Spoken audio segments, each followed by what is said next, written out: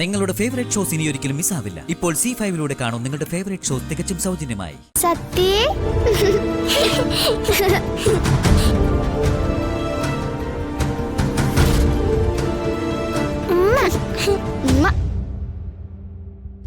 ആ പപ്പി, ഞാനിപ്പോ പപ്പിയുടെ കാര്യം ആലോചിച്ചേ ഉള്ളൂ. ഹോംവർക്ക് ചെയ്യാൻ പോയിട്ടുണ്ടാവും. അത് മാത്രല്ല വേറെയും കാര്യങ്ങളുണ്ട്. ഇങ്ങ് വന്നേ പറയാം.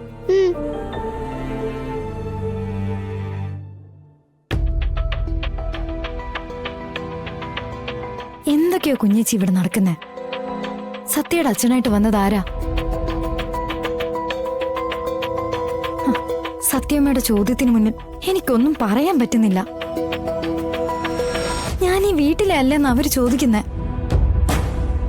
ക്ഷമ, എനിക്ക് അത്യാവശ്യമായിട്ട് ഓഫീസ് വരെ ഒന്ന് പോണം. നീ അമ്മയായിട്ട് സംസാരിച്ചിരിക്കെ. പപ്പിമോളെ വിളിച്ച് അവൾക്ക് എന്തെങ്കിലുമൊക്കെ എടുത്തു കൊടുക്ക. കുഞ്ഞേച്ചി,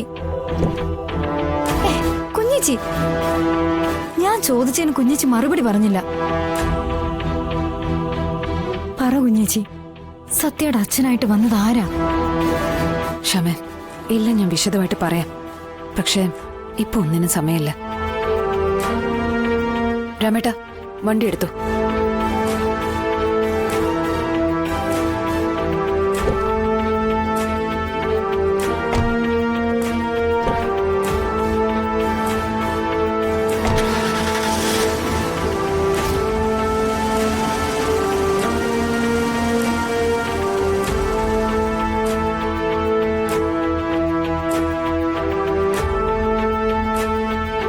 പറയമ്മേ, അതാരാ സ്കൂളിൽ വന്നത്? അതിന്റെ പേരിൽ അവിടെ വലിയ വഴക്ക് തന്നെ നടന്നു.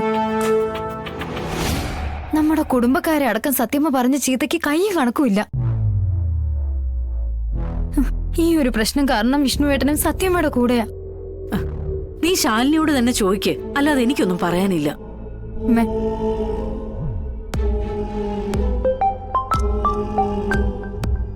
അയ്യോ, സത്യമ്മ വിളിക്കുവോ? അവര് പുറത്തുപോയ തക്കത്തിന് ഞങ്ങൾ ഇറങ്ങിയതാ. ഇപ്പൊ വന്നു കാണും.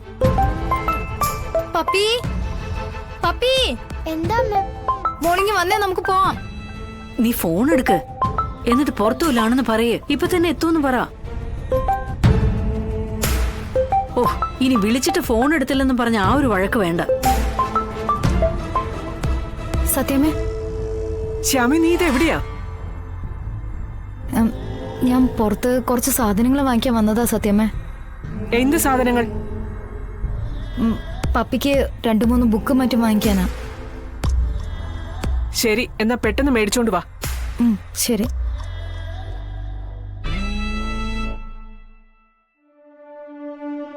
പപ്പി, പപ്പി,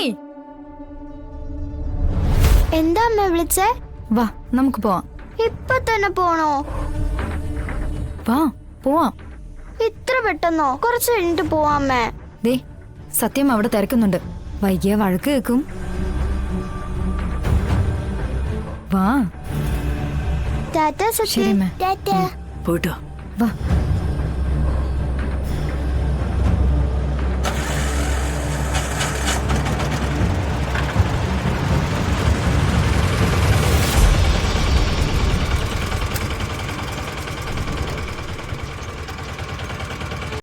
ഡൗൺലോഡ് ചെയ്യൂ C5 ആപ്പ്. കാണൂ എല്ലാ എപ്പിസോഡുകളും സൗജന്യമായി.